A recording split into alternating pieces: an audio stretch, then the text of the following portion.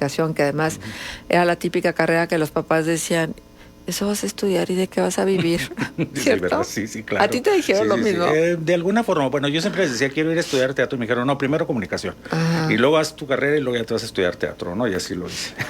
Sí, y a la vuelta del tiempo estás convencido que fue lo único que podías hacer. Yo creo que sí, y por tu pasión, pues. Encontrar después la vocación de educador, creo que eso fue algo que no esperaba, y cómo se arraigó en mí y donde tuve más oportunidades realmente, ¿no? Entonces, eso fue un descubrimiento. Ya en la carrera tuve un gran maestro, el doctor Mansur, uno de los 10 educadores más importantes de México, y me inspiró, realmente me llenó del amor a la enseñanza.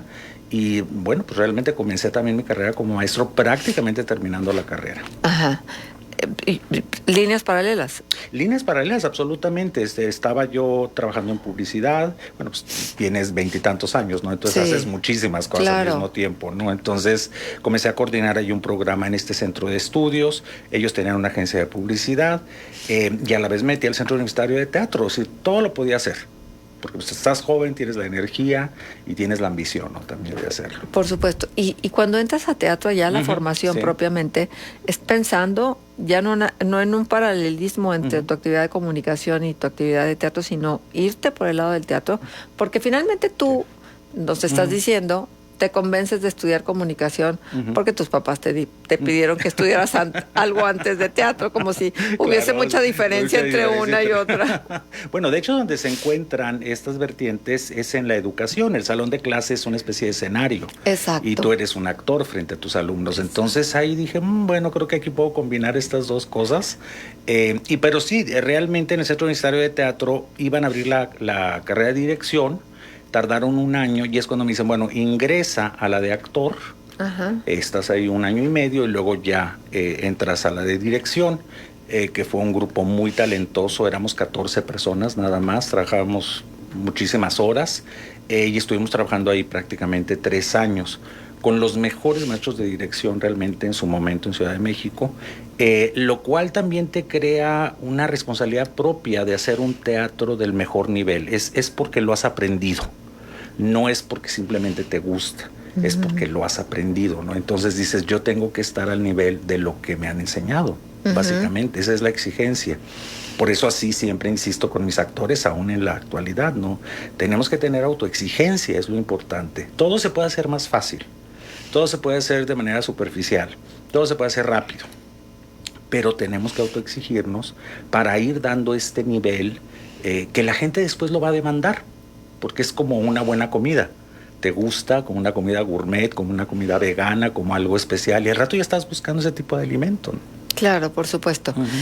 Y entonces cuando tú regresas, ¿encuentras a Torreón igual o distinto? Realmente distinto. Y nunca olvidaré haber llegado, y yo me quería regresar, por supuesto, a la Ciudad de México, me parecía maravilloso y todo. Y me acuerdo que me decía mi mamá, ¿por qué no vas a conocer Ibero Torreón? Me la acaban de abrir, etcétera. Y llego a Ibero Torreón y me encuentro a una queridísima colega, compañeros del programa en Ciudad de México, Dora Gómez Palacio, y me dice, Enrique, estamos formando el cuadro de profesores para el programa, ¿no te quieres quedar? Y bueno, dije, bueno, déjame lo pienso. Pues así quedé a prueba 6 meses. Dije, mira, te voy a dar 6 meses a ver. Y fueron 13 años en total. Pero además escalando posiciones, ¿no? Todo iba creciendo la universidad. La universidad tenía 4 años. ¿A ti ya te toca la Ibero en el campus? Ya me toca en el campus. Tenían como poco tiempo ahí. Entonces realmente había una gran demanda, había un gran interés y se quería formar todo un cuerpo de maestros que estuviera a la altura de la demanda. Es ahí cuando posteriormente abrimos la maestría en comunicación coordinada con la Ibero México, que tenía excelentes maestros, y refuerza nuestra planta de maestros dándoles el nivel maestría. Claro. Entonces fue todo un juego simultáneo. A ti te tocó, ¿no?, todo esto, ¿cierto? Realmente maravilloso. De veras, ya con la distancia dices, qué suerte crecer con una organización, ¿no? Ir creciendo, saber palmo a palmo. Por eso me da mucho gusto cuando escucho muy buenas noticias de la Ibero, que sigue funcionando, como otras escuelas de comunicación. En su momento ICITA, que era una espléndida escuela, sacaron generaciones maravillosas. ¿Qué te puedo decir? ¿Qué te digo? ¿Qué te puedo decir? Por supuesto, aquí hay un ejemplo. Entonces, también era, aunque había una cierta competencia, en el fondo nos complementábamos. Sí. Realmente teníamos maestros similares.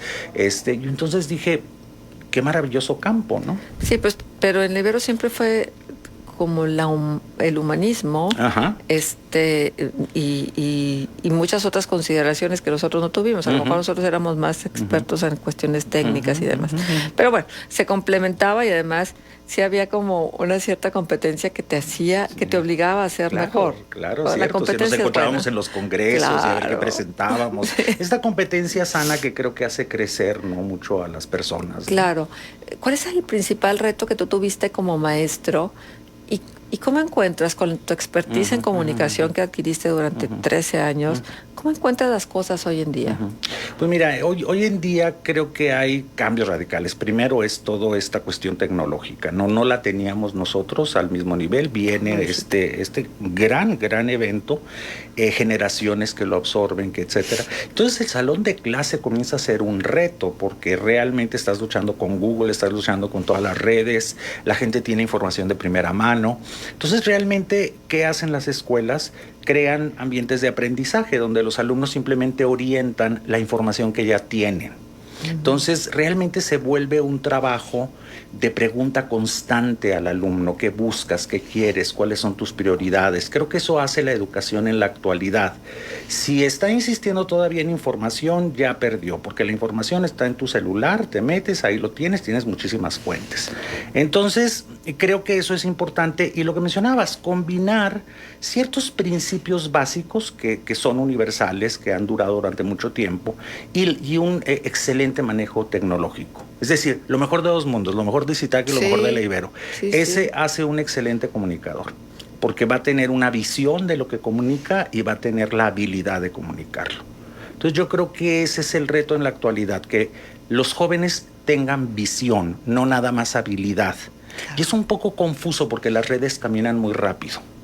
Sí, muy rápido. Entonces, de repente se atrapan en ellos, ¿no? No hay una educación realmente para enfrentar los medios. Y creo que en eso los programas de comunicación se han visto cortos, ¿no? Hay estudios de recepción de cómo debe ser utilizada la tecnología, que desde un principio por algo no fue un área que creció. Y que bueno, pues en este momento yo creo que sería muy importante, ¿no? Cómo enfrentar todo este volumen de información. Siempre decimos, hay más información de la que podemos digerir. Claro. ¿Qué hacemos con ello? Claro, por supuesto. Claro. Oye, ya hace rato que decías, bueno, finalmente estar frente a un espectador que se llama alumno, te obliga también a crear todo un personaje que se llama maestro. Claro, absolutamente. ¿No? ¿Cómo lo creaste tú? Porque pues además estabas muy joven. Entonces, los chavos son bien inteligentes y la verdad es que te hacen trizas cuando... A mí me sirvió mucho una cierta cara de autoridad que tengo, ¿no? Entonces yo vivía de eso, ¿verdad? Yo decía, de alguna manera soy mal encarado, entonces esto me ayudaba, ¿no? Pero ya una vez roto este primer paso, ya mostrabas otra fase con los alumnos. Hay un cambio radical como ya prácticamente lo que vine a practicar más en el TEC de Monterrey, que ya fue un poquito después del doctorado, es la cuestión de que el alumno se vuelve el protagonista. Tú estás solamente coordinando la sesión. Entonces nos pedían que los maestros estuviéramos atrás, cosa que en un principio no me gustó, ¿verdad? Como dije, bueno, sálgase del escenario y ponga atrás, ¿no? Pero después fue una situación muy cómoda, no muy cómoda, muy interesante, porque logras ver la visión de ellos, cómo se va formando su pensamiento, qué sienten, testimoniales muy interesantes que hacían a través de sus trabajos. Y entonces... eres un buen espectador, comienzas a aprender de ellos realmente, ¿no? Entonces se vuelve un trabajo maravilloso y creo que ese es el cambio que formamos. Ajá. Ahora, un lugar común, tan común que me da pena ampliarlo, pero lo voy a hacer. La vida es un gran escenario y todos somos actores de la vida. Y desde esa perspectiva, creo que deberíamos de ser cada vez mejores actores, ¿no? Aprendiendo de la experiencia de los otros. Y entonces que estos talleres de teatro que luego de repente hay en las universidades no fueran pues a pedido del alumno o a voluntad del alumno, sino que todos aprendiéramos algo de lo que significa escenificar, porque cuando vas a vender, por ejemplo, un proyecto importante, pues necesitas pararte y tener una voz que se proyecta bien y tener seguridades claro. Que solamente te las da experiencias, por ejemplo, como subirte a un escenario y entonces enfrentarte a un público que no sabes qué va a pensar de lo que tú le estás ofreciendo, ¿no? Pero fíjate, hay algo interesante, Marcela, lo he estado observando. La realidad se ha teatralizado mucho. Es decir, la realidad se ha vuelto muy teatral. Ve cómo visten los jóvenes, ve los espacios públicos son como grandes escenarios, los bares, el tipo de música. Entonces ya cuando llegamos con los actores, yo de repente les digo, ¿saben qué? Aquí hay que tratar de quitar eso, aquí hay que volver a algo mucho más simple, mucho más sencillo, e inclusive en el modo de actuar. Y eso lo hemos trabajado desde el grupo de Plan B, y ahora con este montaje, ¿no? El tratar de ser lo más naturales posibles. Casi el teatro en estas condiciones íntimas parece un poco cine, tiene esa naturalidad. Y es por esta inversión de elementos. La realidad se ha vuelto muy teatral. Las personas crean personajes. Bueno, tú lo ves en las redes. Sí. Los influencers y todos estos son personajes, ¿no? Tienen una manera de vestir, tienen su escenografía en su casa, ponen sus luces, tienen su público. Es una teatralidad que ya la absorben socialmente. Al momento de que el que era anteriormente solo receptor también produce. Claro. Entonces, ese es un nuevo fenómeno que está modificando lo que podemos hacer en el teatro. El teatro tiene que ser un espectáculo, eso sí es cierto, y creo que en esto contribuye Casa Mudéjar con su fuente, con su arquitectura, la atmósfera que se recrea y lo disfruta mucho la gente, frente a una naturalidad y algo espontáneo de los actores, ¿no? Que parece que están ahí como si siempre hubieran estado ahí platicando. Y entonces eso combina de una manera muy interesante lo que la gente puede esperar del teatro, ¿no? Que a lo mejor es algo muy grandilocuente o algo. Y los jóvenes lo captan muy bien porque realmente los jóvenes entienden muy bien la imagen, entienden muy bien el cine. De hecho, se educan en el celular, hacen cine en celular. Sí. Entonces tienen esa visión y para mí es fascinante, te lo digo honestamente, vivir esta época con los jóvenes. Creo que a mí me fascina aprender de ellos. No, definitivo. Y es un aprendizaje constante de todos los días, ¿no? Los jóvenes son una fuente de conocimiento de las nuevas generaciones, que si tú te paras y los observas como debe de ser, bueno, vas allanando ciertos caminos que luego impiden la buena comunicación. Claro. Finalmente tú te quedas, pues, a lo mejor con tus historias, o a lo mejor con todos los prejuicios con los que fuiste educado, formado, y los jóvenes ya no los tienen. Claro, absolutamente. Y de hecho es la confrontación que tenemos, y a mí el teatro me sirve mucho porque para trabajar con los actores tienes que entrar en su mundo. Tienen que decirte ellos cómo ven las cosas. Entonces, tienes que ser receptor. Asusta, ¿no? ¿Nunca te ha asustado? Hay gente que asusta. Es decir, eso es cierto. Pero serían como casos particulares, sobre todo ya cuando los jóvenes desconfían o tienen cierto cinismo, aún siendo jóvenes. Es como difícil, ¿no? Pero generalmente tratamos de pulsar el corazón del actor, ¿no? De decir, bueno, realmente no es nada más el talento, es también el servicio que quieren dar al hacer teatro. Porque en realidad ensayan todas las noches, después de sus horas de trabajo, no tienen los fines de semana. Entonces, no, yo les digo, tienen que hacer muchos sacrificios para estar en el escenario. Platicando con músicos, pues nada menos con Alicia Pons, fallecida, a quien se le acaba de rendir un homenaje, que ella decía, es que todos cantan, ¿sí? Pero no cantan porque no tienen educada la voz, hay que educarla. Y en ese sentido yo te pregunto, ¿todos somos actores? Yo creo que todos podemos gustar de la actuación, es decir, podemos gustar de ella. No estoy muy seguro que seamos actores, a veces creo que jugamos roles, eso sí es cierto, en ese sentido es parecido, pero lo que hace un buen actor al jugar un rol es mostrarte un ángulo que tú no esperas. Eso lo hablamos siempre en actuación, ¿no? ¿Qué nos puede sorprender del personaje? En la vida diaria, la vida es la que nos sorprende y nos va moldeando. En el teatro tú puedes moldear al personaje. Tú puedes decir, bueno, lo voy a hacer caminar por este lado, lo voy a hacer caminar por este otro lado. Es una libertad que no tienes necesariamente en la vida, al menos no en todos los campos. Entonces, sí somos obligados a actuar por la sociedad. La sociedad nos impone una serie de roles, de papeles que tenemos que cumplir. Bajo esa perspectiva, sí. Pero quiénes somos detrás de ese rol, ese ya es otra labor. Y creo que el arte ayuda a revelar quiénes somos, nos toca esa fibra común que tenemos. Comentábamos en Noches Blancas que es esa primera vez que amamos. Eso es, lo tenemos todos. O que creímos estar enamorados. Entonces eso te hace conectar otra vez con esa música que están ejecutando los actores. Entonces encontrar esas fibras que tú te reconoces es mucho de la función del teatro y de todas las artes, ¿no? En general, ¿no? Sí, por supuesto. ¿Y qué se necesita para ser un buen actor? Bueno, mira, se necesita una gran vocación de servicio. Yo creo que siempre decimos, tú actúas para servir al trabajo en conjunto. No para que te vayan a ver, no para que te reconozcan, sino el hecho de formar un buen equipo. Yo recuerdo que cuando entré a la escuela de actuación en primera entrevista, me dijeron, pues, ¿qué deporte juegas? No, pues yo juego squash, juego tenis y juego esto. Dice, ¿no juegas fútbol, algún cosa? Dice, pues aquí vas a jugar fútbol, aquí se necesita, es un trabajo de equipo, el balón lo mueven todos. Si tú vas a ser un jugador individual, no vas a poder hacer teatro. O harás una forma de teatro simplemente para que te vean, lo cual también se vale, ¿no? Que tiene que ver con la celebridad y el reconocimiento. Pero en términos generales, un teatro como un ensamble es como una orquesta, ¿no? Tú vas a ver el conjunto de la orquesta tocar. No vas a ver necesariamente solistas, ¿no? Entonces, eso es lo que pasa ahí. Tienes que tener esta capacidad de trabajo en equipo. Darte cuenta que no te debes de poner primero, que estás ahí por el otro.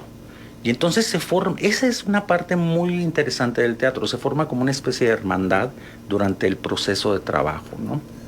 Eso es lindo. Sí. Pero sí se llega a entender, porque luego también hay que lidiar. Hay estereotipos Claro. y luego hay etiquetas. Ya, claro. Entonces siempre decimos, es que los actores son los divos. ¿Sí o no? Puede ser. Bueno, debe de haber un nivel de vanidad por ser reconocido. En ese sentido puede ser sano, ¿no? Si una persona... ¿Quién no quiere ser reconocido, además? Exactamente, absolutamente. Ahora, pero reconocido en un marco donde hay algo más que el simple placer de ser visto. De hecho, la palabra teatro significa ver, es ver algo. Tú haces teatro por ser visto. El contenido es el que tienes que seleccionar y el modo de hacerlo. Entonces, sí, tiene que ser una manera sana de ser vista. O sea, uno hace teatro porque quiere ese reconocimiento. Sin el espectador no existe el teatro. Eso nos hemos preocupado mucho últimamente. Le estamos dando tanta importancia a la promoción, al marketing, todo al manejo de redes. Es tan importante como el proceso actoral, como el proceso de puesta en escena. Anteriormente no, el actor era más romántico, los grupos, entonces se ensayaban y ya se presentaban. Era hacer por hacer. Sí, a los amigos, a quien se acercaba, oye, ven a verme, que quién sabe qué, ya 2 o 3 funciones y terminaba. Ahora no, ahora estamos luchando por temporadas, porque haya un teatro repertorio, porque estas obras se vuelvan a presentar frecuentemente. Es decir, una visión más estructurada que también le permita ver al espectador que es algo profesional. Exacto. Y eso es lo que creo que ha sucedido noche tras noche, Noches Blancas. Veo que el espectador se sienta como en un teatro. Llega y absorbe la arquitectura de Casa Mudéjar, el ambiente, la música, como en un teatro. Es recibido en un lobby. Hay un programa de mano, pues ahora con un código QR, porque lo sacas de tu celular. Sí, ya todo eso cambió, ¿verdad? Claro. Pero además simplifica. Claro, simplifica mucho. Las producciones hecho, claro, tienen menos gastos. Y hecho desde que tenemos los reflectores LED también simplifica muchísimo, porque estos reflectores no se calientan, no gastan energía, te dan muy buena luz. Entonces, con pocos reflectores podemos iluminar el espacio. Entonces hay muchas ventajas de la tecnología actual. La idea es cómo lo combinas, ¿no? ¿Qué vas a cocinar? Que sea algo que le guste al público, que lo sienta amable y que después lo demande, ¿verdad? Te pregunte y diga, oye, pues ¿cuándo vas a volver a presentar algo? ¿No? Hace mucho tiempo que no lo presentas, ¿no? Claro. Eso es lo que nosotros quisiéramos, ¿no? Por supuesto. Claro. Enrique, vamos a hacer una pausa comercial y vamos a regresar contigo. Esto es Entre Laguneros. Hoy platicamos con el maestro Enrique Esquivel, que en este momento tiene bajo su dirección una puesta en escena precisamente en Casa Mudéjar, a la que se ha citado en varias ocasiones en esta conversación y que nos gustaría mucho también invitarle a que usted asista porque va a haber 3 funciones más este fin de semana. Ya le platicaremos con más detalle. Vamos a la pausa y regresamos.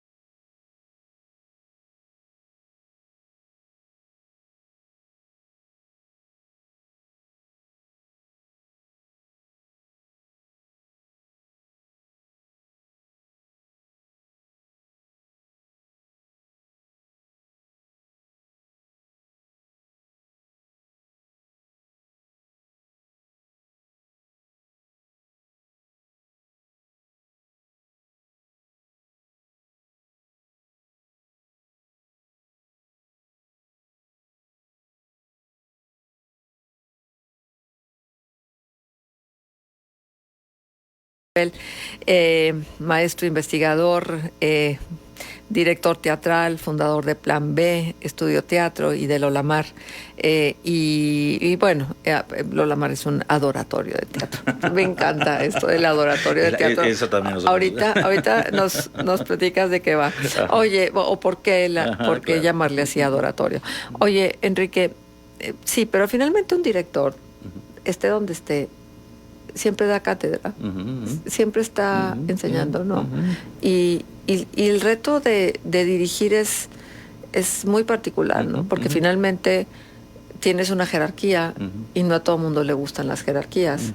Y tienes pues una oportunidad como de que el concepto que tú tienes de algo se pueda implementar y se pueda llevar a cabo, ¿no? ¿Cómo te ha ido a ti como director? Cuéntanos tus experiencias. Fíjate que mi observación parte un poquito más de cómo ha cambiado la sociedad. El director anteriormente era autocrático porque la sociedad era autocrática. Cierto. Yo fui formado por directores autocráticos, a más no poder, ¿no? Es decir, que tenías que entrar a su mundo para sobrevivir. Margules, por ejemplo, ¿no? Era el claro ejemplo. Sin embargo, observas la sociedad y ves, y después fue muy interesante con Margules porque vino a dar una plática a la Ibero ya después de mucho tiempo. No estábamos en muy buenos términos porque había ese conflicto alumno-maestro. De repente dije, no, pues está fluyendo él, es ya más democrático, era más amable, había cambiado. Y ya con años encima. Ya con los años encima, porque claro. Los años te hacen cambiar. Absolutamente, ¿no? Entonces yo creo que es la sociedad y en ese sentido lo que se hace es eso, saber que estos jóvenes o que estas personas ya son producto de una sociedad democrática donde hay voz, donde hay voto. Entonces la actitud cambia, ¿no? Hay una cierta autoridad que te da tu trayectoria. Esto es muy importante. Si tú has demostrado que eres director de teatro, ahí está. Entonces eso es más fácil a un director que apenas inicia y que no tiene que mostrar. Eso sucede profesionalmente. Uno dice, bueno, pues mira lo que he hecho, si tú lo respetas, pues me tienes que respetar a mí. Entonces eso ya ayuda. Y como tenemos ya una trayectoria desde Plan B, la comunidad teatral recibió muy bien la idea de Plan B y de hecho sobrevive, y las puestas en escena que hicimos ahí. Entonces esto ya te permite tener otro diálogo con ellos, ya es una autoridad legítima, porque ellos han visto lo que tú haces. El joven te ve mucho y te evalúa. Es muy, muy, muy interesante, ¿no? Es decir, como que no sabe en qué rango te pone. Y cuando ya tiene confianza en ti, entonces puedes trabajar muy bien.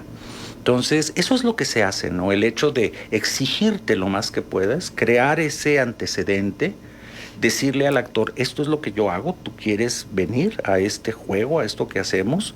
Y habrá actores que sí que tienen ese interés, habrá actores que no, ¿verdad? Que simplemente no es su gusto. Eso puede suceder. Oye, Enrique, te estoy oyendo, pero al mismo tiempo está acá el ulular de mis pensamientos y de mis recuerdos, porque finalmente es así. Y yo me acuerdo que siempre que se hacía teatro, sobre todo a nivel universitario, había un cierto sonsonete en todas las puestas en escena que yo no podía con él, o sea, me parecía horrible, o sea, igual piensan lo mismo algunas personas de mí, pero bueno, así lo digo.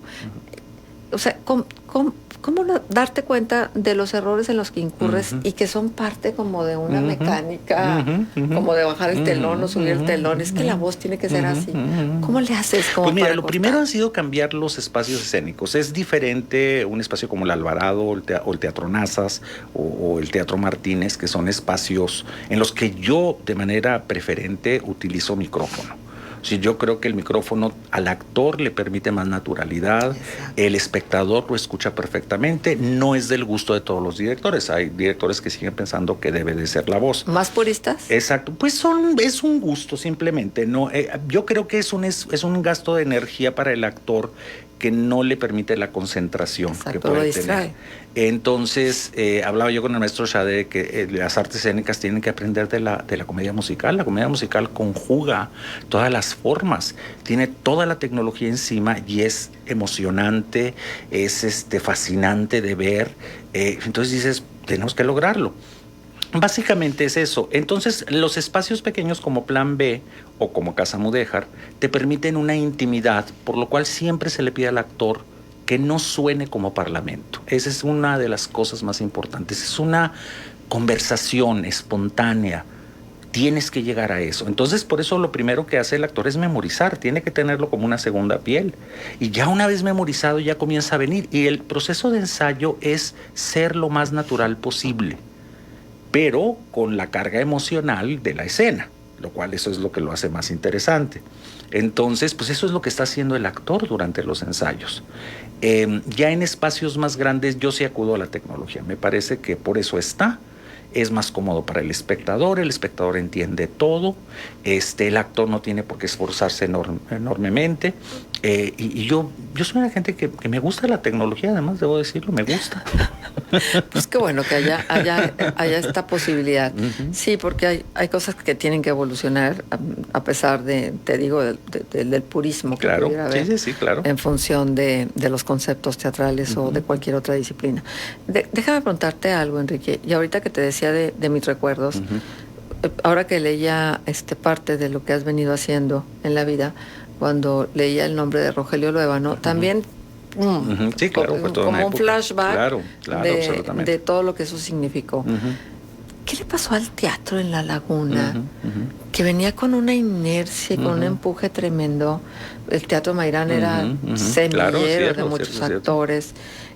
Los teatros universitarios, las compañías de teatro universitarias, que Jorge Méndez, por ejemplo, que trabajó tantísimo, o la señora Chelo González, que trabajó en diferentes universidades, creando pequeños grupos estables de teatro, por lo menos semestre tras semestre, y que hacían luego que de ahí saltaran a buscar una semi-profesionalización del teatro. ¿Qué pasó con el teatro en La Laguna? Bueno, yo creo que tuvo que ver con cambios en la sociedad y en la propia historia, ¿no?, de que hemos estado viviendo. Ya un momento que vienen las condiciones de trabajo, la gente tiene que trabajar. De hecho, yo soy formado estrictamente en el CUT en un teatro de subsidio. Yo recordaré a Ludwig Margulis diciéndonos, es que ustedes no saben lo que vale una puesta en escena, lo que cuesta, lo que hay que hacerlo. Y eso a través del tiempo lo he ido aprendiendo. Yo creo que tiene que ver la vida, se vuelve más difícil el tener tiempo de ocio para crear arte. Entonces, ¿por qué? Porque las demandas de la vida están ahí, hay que alimentar a los hijos, hay que educarlos, la gente crece, ya la vida se vuelve un poco más compleja. Sin embargo, en la actualidad ya tenemos apoyos tecnológicos, el teatro se ha vuelto, no ha perdido ese encanto único del acto presencial. A diferencia de la tecnología, que todo es distancia, el teatro sin la presencia no existe. De hecho, han tratado de hacer experiencias en Zoom y todo eso, y tú lo ves y dices, pues sí, pero pues es como ver teatro filmado, ¿no? Que no es lo mejor que pudieras ver. Entonces, todo esto le ha beneficiado al teatro. El teatro se vuelve una experiencia diferente. Y es lo que queremos, que la gente, y nos ha encantado, porque tenemos gente de todas generaciones. Es más, yo te puedo decir que he estado observando a la gente y realmente no los conozco, cosa que me da mucho gusto porque es un nuevo público. Entonces yo creo que estamos reactivando, pero ya con un sentido de realidad, que el teatro se tiene que pagar, tiene que ser autosuficiente. Si nos tenemos que asociar, nos asociamos con entidades de gobierno, con entidades privadas. Si compartimos espacios, lo debemos de hacer. Yo creo que vamos en un buen camino, porque la realidad es difícil, pero el teatro recobra como una cualidad única que la gente, cuando lo ve, lo va a seguir pidiendo y lo va a seguir pidiendo y va a decir, oye, hace mucho que no vamos al teatro. Qué lindo sería. Sí, eso sería, yo creo que va a comenzar. Estas personas que están yendo ahora, como lo fueron en Plan B, nos seguían contactando. ¿Cuándo vuelven a hacer? Recuerdo que anunciábamos que era la segunda temporada o tercera temporada de una obra y pensaban que era como Netflix, que ya la segunda temporada era otra obra. Sí. Le digo, no, mire, es más difícil el teatro que Netflix. ¿Qué de lo que has hecho hasta el día de hoy, desde la parte actoral o en la dirección, con qué te quedas más satisfecho? ¿Qué te da como más gusto recordar? Yo creo que tiene que ver, la creación de Plan B fue algo Ay, por favor, cuenta la anécdota del nombre, por lo que más... de Plan B. Bueno, es que yo llego y trato de presentar el proyecto de un teatro estable, el Teatro Martínez. Y pues conozco muy bien a Claudia Maínez y platicamos y con muy buena disposición, pero había otras prioridades en ese momento, ¿no? Yo seguía insistiendo porque yo ya estoy en Torreón, vamos a hacer esto y todo. Y entonces nos comenzamos a juntar gente de teatro, recuerdo en mi casa, y entonces, pues vamos a hacer esto del teatro estable, a proponerlo. Y no funcionaba. Y dijimos, bueno, pero ¿cuál es el plan B? Y comenzamos a llamarle el Plan B. Y de repente buscamos un nombre para ese movimiento y para ese espacio, porque además íbamos todos los directores a buscar espacios en toda la ciudad donde podíamos hacer un teatro, nunca lo olvidaré eso. Paso por el lugar donde ahora está Plan B y veo que se está rentando, y entonces subo, lo veo y pues comenzamos a transformarlo. Y entonces el nombre Plan B surge precisamente porque estábamos trabajando un plan B en la sala de mi casa. De ahí ya transformamos el espacio, se hace una inversión, una sociedad, y entonces hacer la planificación de estrenamos con luz de gas, que nos gastamos todo lo que pudimos en ese espacio. Claro. Aquella famosa luz de gas. Aquella famosa luz de gas que ahora tuvo una reinterpretación en ese espacio con muebles victorianos. Hicimos todo. Queríamos demostrar que el teatro, que un espacio pequeño era teatro, y de ahí vinieron otras obras. Yo creo que esto, y me preguntas qué otra cosa, pues el trabajo que estoy por hacer, es decir, ahora tengo 3 cosas en la cabeza y me levanto todas las mañanas pensando qué debo de hacer, cómo lo debo de hacer, qué debo de estudiar, cómo debo de preparar. El teatro es algo que lo estás haciendo en este momento, pero tienes que tener 3 pasos adelante. Claro. Entonces yo ahorita estoy preparando 2 obras más en la cabeza y haciendo notas y viendo fuentes de información, etcétera. ¿Ha habido proyectos fallidos? Ha habido proyectos que no han crecido lo que yo hubiera querido. Muchas veces hay las dificultades del reparto. Parte del éxito de una obra es que tenga los actores adecuados. Y es una demanda muy difícil, porque no es fácil que el tipo de persona coincida con el personaje o creas que pueda hacer algo interesante. Entonces, el hacer un buen reparto es difícil. Creo que un poco la frustración ha sido no tener el reparto ideal para muchos proyectos que me gustaría hacer. Pero hay que ir construyendo el interés y van a venir las personas y ahí está el futuro, claro que sí.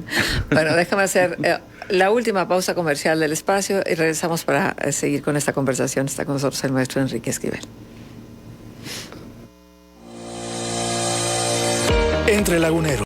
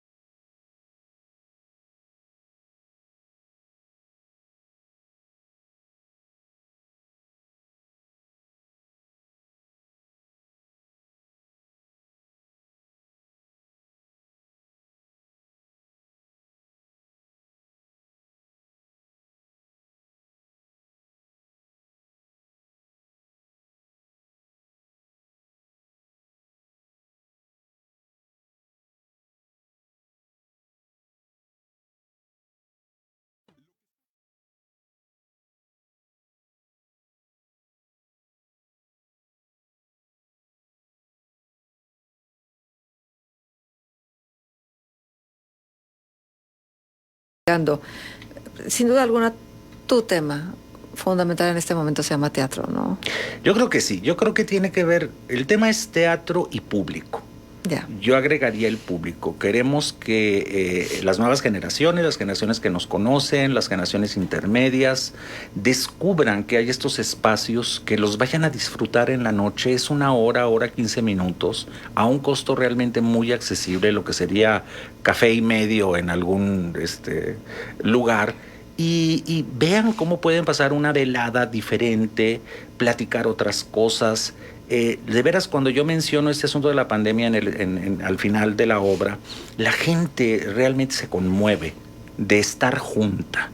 Entonces yo creo que ahora debemos de agradecer que el teatro nos permite estar juntos con condiciones saludables. Claro. Entonces, porque se cuida mucho todo el protocolo de higiene al ingreso. Entonces, es una gran oportunidad. El teatro tiene en este momento la oportunidad de decirte, vente, vamos a reunirnos, es seguro, vamos a disfrutar, se instaura una nueva como normalidad y buscamos que las obras siempre den esperanza. Yo creo que eso es muy importante, en lo que tú vayas a la obra y digas, caramba, es decir, pues así como que sí puedo ver el mundo de una mejor manera, ¿no? ¿Y cómo es, Enrique? Tu vida alimenta tu trabajo en el teatro, o tu trabajo en el teatro alimenta tu vida. Yo creo que es en los dos sentidos, ¿no? En los dos sentidos tienen que ver. De hecho, llega un momento en el cual yo disfruto tanto la administración del teatro como la puesta en escena. Mira. Esto ha sido algo extraño porque no era así. Y de repente disfruto. A raíz de que yo dejo de dar clase, comienzo a leer de administración, de matemáticas, de ingeniería, de física, de todo aquello que no era mi campo, porque es donde está el aprendizaje.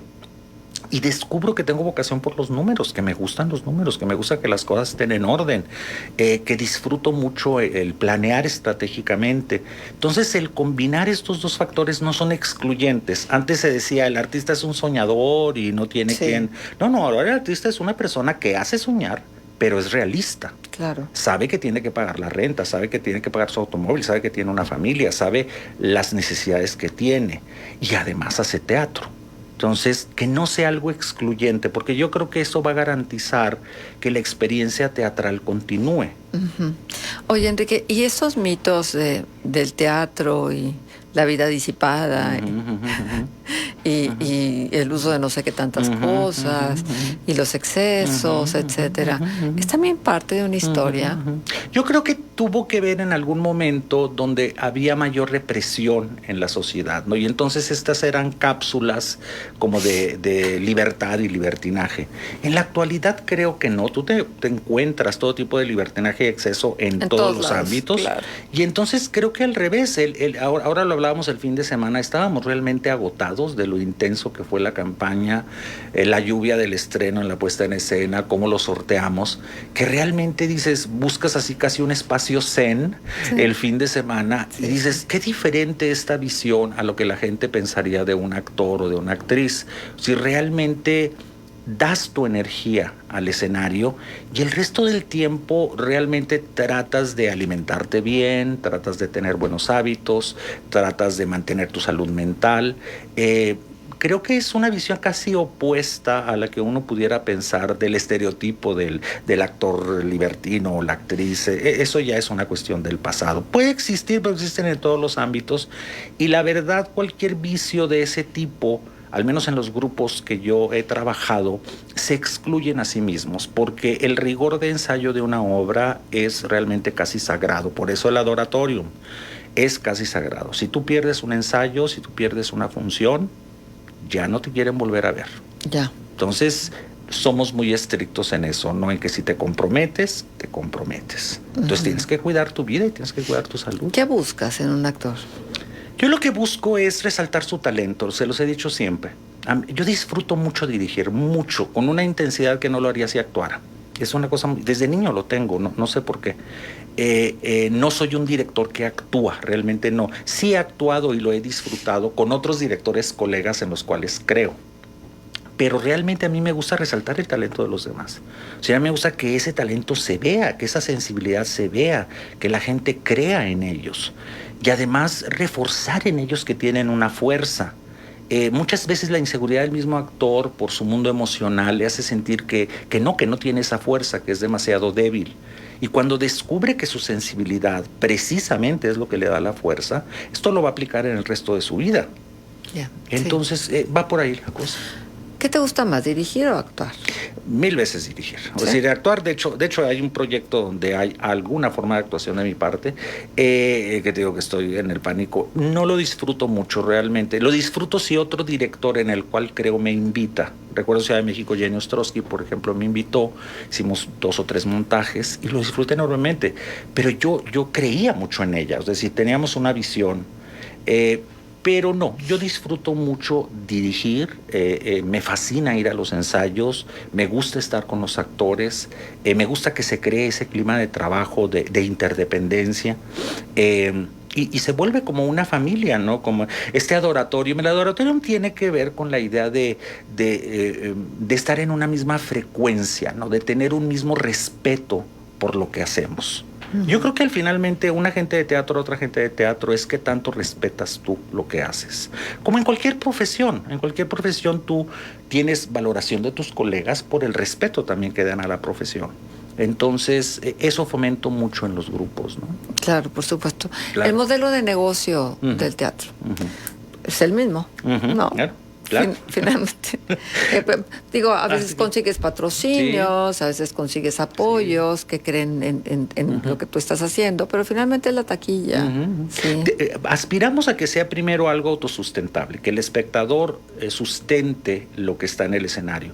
Estamos también por abrir un espacio ya también de donativos y de donaciones, que eso es resultado de la simpatía de la gente hacia lo que tú haces, pero primero hay que mostrarlo.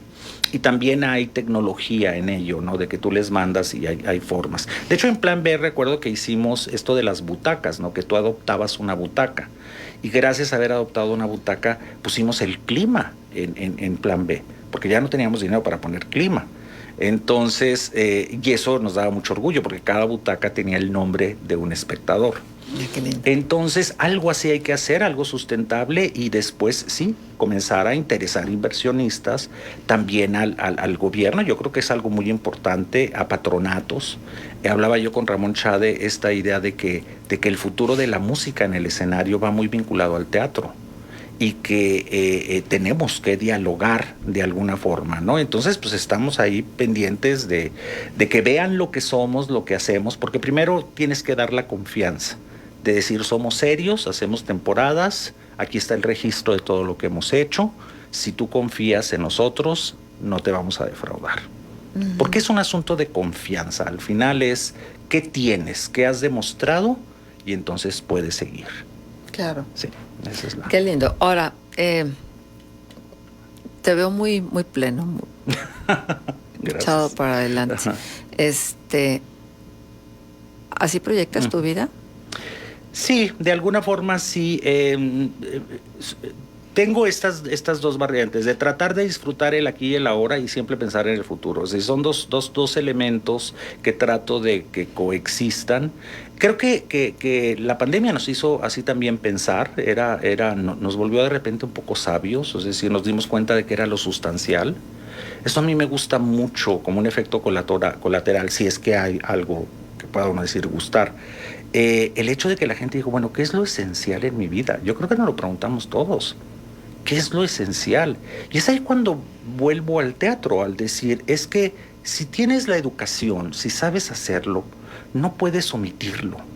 Tienes que explorarlo. Y entonces es ahí cuando surge todo esto, el seguir explorando, el seguir creciendo, porque también puedes llegar a una zona muy cómoda donde dices, bueno, pues yo ya no tengo mucho que probar, yo ya tengo mi vida resuelta de alguna forma, ¿verdad? Y entonces pues te vas con la corriente. Y esto no nos vino a retar a todos y a decir, bueno, ¿qué es lo esencial? Y yo creo que eso lo tenemos que seguir preguntando siempre, todos los días, ¿no? Sí, es un compromiso de vida. Claro. Ahora, Enrique, estos 3 minutitos que nos quedan, hablemos de la puesta en escena que Claro está que ahora sí, claro mismo, que sí, ahorita mismo. en Casa Mudéjar, Claro. que será este fin de semana, jueves, viernes. Es miércoles, jueves y viernes. Jueves y viernes, Sí. o sea, mitad de semana Claro, y un cachito del fin. Ujú. Cuéntale al auditorio de Entre Laguneros es sobre esta puesta en escena. Bueno, Noches Blancas es una obra basada en un relato de Dostoyevsky, es una historia de amor, de candor, del primer amor, se desarrolla alrededor de una fuente, que es la Fuente Mudéjar. Aprovechamos toda la arquitectura del lugar, estamos en el patio central, las personas que no han conocido la casa entran por la puerta principal, hay un lobby, realmente a la gente le gusta la experiencia. Hay 3 actores que son Estefanía Marrufo, César Zárate y Edson Contreras, que son ideales para los personajes, son verdaderos talentos en la laguna, que han hecho mucho teatro, aún siendo muy jóvenes, que tuve la suerte de que aceptaran el hecho de poder hacer este trabajo.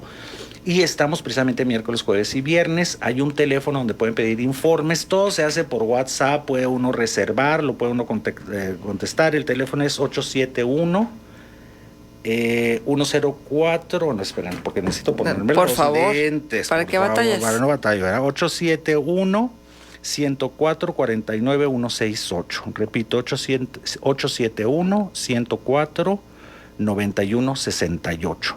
Ahí por WhatsApp les dan informes, les envían después un boleto electrónico a su correo electrónico, ya no tienen más que presentarlo, o reservan y se les da un tiempo límite y en la entrada tienen su boleto cuando llegan. Perfecto. Son las 3 últimas funciones. Me comentan que el viernes ya casi estamos llenos, así que tenemos más disponibilidad para miércoles y jueves. Y de veras no pierdan ocasión de ver la obra, creo que conjuga algo muy difícil, es un espacio abierto, creamos una atmósfera, la gente está cómodamente sentado, hay sana distancia, hay todo un protocolo de ingreso, las personas que han ido de veras lo han agradecido, la han pasado muy bien, dura 1 hora, es un tiempo muy razonable, comenzamos a las 9 de la noche, ya para las 10 ya están fuera, hay estacionamiento, es una zona muy segura, sí. Y quienes no han visitado la casa es mágica, es decir, la casa realmente tiene su propia magia. Lo único que dijimos es, préstanos un poquito la magia para la obra y entonces la presentamos ahí, ¿no? Qué maravilla. Enrique, pues muchísimas gracias por aceptar esta conversación. Qué bueno que estás en este trabajo que te apasiona, que creo que eso ya en sí mismo es un privilegio. Yo creo que sí. Y la verdad es que qué bueno que lo compartes con las generaciones de actores jóvenes y que le vengas a inyectar, le estés inyectando ya desde hace rato, desde Plan B, pues esta energía que el teatro necesita junto, de la mano con estupendos actores y gente que está creyendo también en que hay que poner manos en la obra, en lo que y gracias a ti un por la teatro. invitación, realmente Feliz. Ha sido un encuentro feliz realmente. Sí, muchas gracias, Enrique, muchas felicidades. Gracias a ti, Marcela. Y que todo vaya muy bien. Bueno, pues así llegamos al final de Entre Laguneros. La propuesta es que el próximo lunes nos volvamos a encontrar aquí mismo. Los esperamos.